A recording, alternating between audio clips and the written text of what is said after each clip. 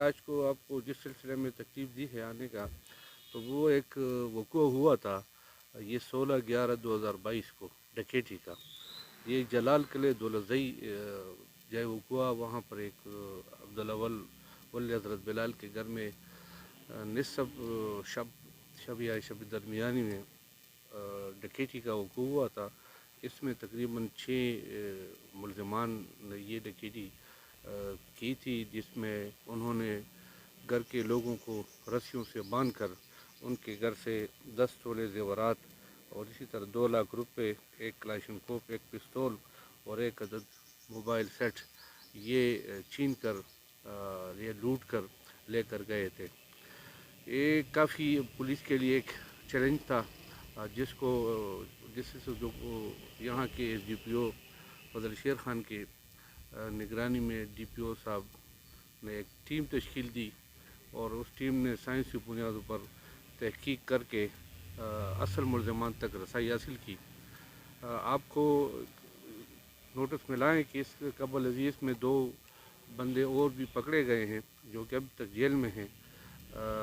ابھی یہ 2 جو ان کے سرغنہ تھے ملزمان، اسماعیل ولد معلوم خان، کاشف ولد عثمان، یہ ابھی تک فرار تھے۔ تو اس کو بڑی کوشش اور بڑی محنت کے بعد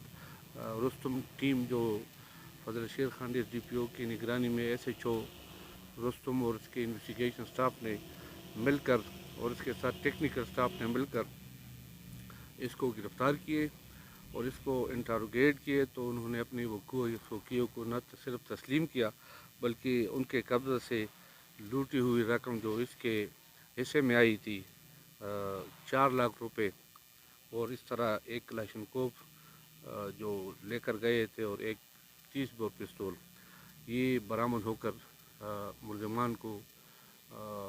گرفتار کیے گئے ہیں۔ تو یہ اس سلسلے میں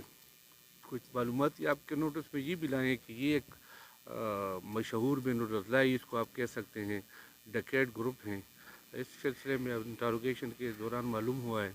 کہ انہوں نے نہ صرف رستم میں بلکہ انہوں نے مردان کے لون پڑ، تخبئی اور اسی طرح صوابی اور اسی طرح نوشہرہ میں بھی اس قسم کے وقوعات کے اس کا طریقہ واردات جو ہے وہ یہی ہوتا ہے کہ گروپ کی شکل میں